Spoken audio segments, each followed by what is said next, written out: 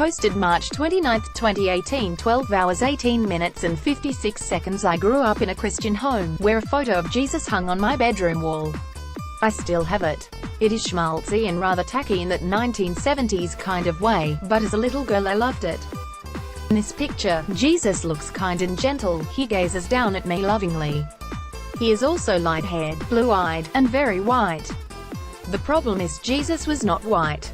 You'd be forgiven for thinking otherwise if you've ever entered a Western church or visited an art gallery. But while there is no physical description of him in the Bible, there is also no doubt that the historical Jesus, the man who was executed by the Roman state in the 1st century CE, was a brown-skinned, Middle Eastern Jew.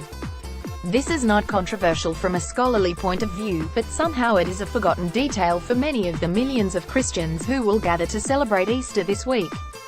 On Good Friday, Christians attend churches to worship Jesus and, in particular, remember his death on a cross.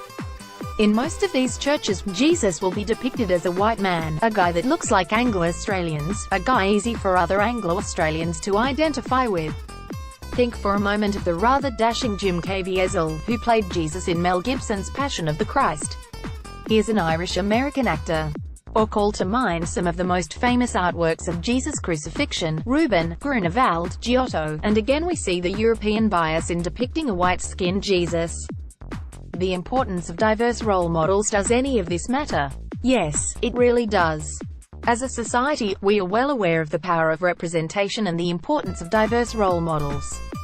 After winning the 2013 Oscar for Best Supporting Actress for her role in 12 Years a Slave, Kenyan actress Lupita Nyong'o shot to fame.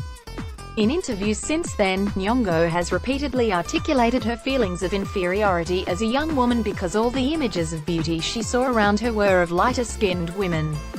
It was only when she saw the fashion world embracing Sudanese model Alec Wek that she realized black could be beautiful too.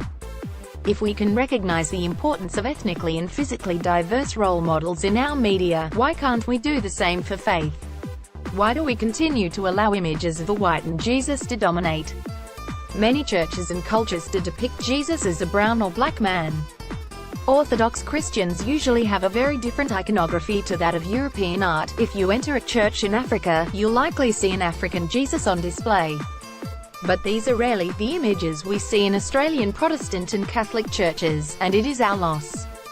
It allows the mainstream Christian community to separate their devotion to Jesus from compassionate regard for those who look different.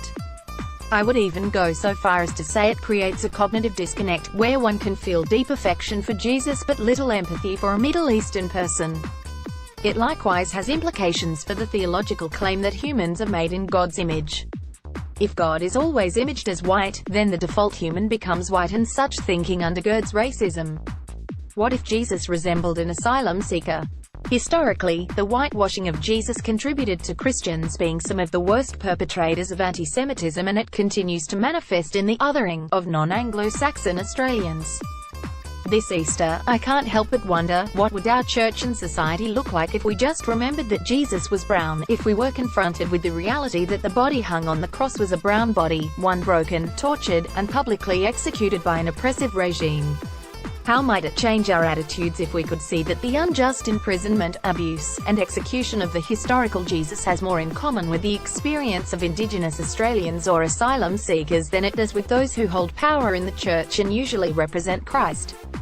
Perhaps most radical of all, I can't help but wonder what might change if we were more mindful that the person Christians celebrate as God in the flesh and Savior of the entire world was not a white man, but a Middle Eastern Jew.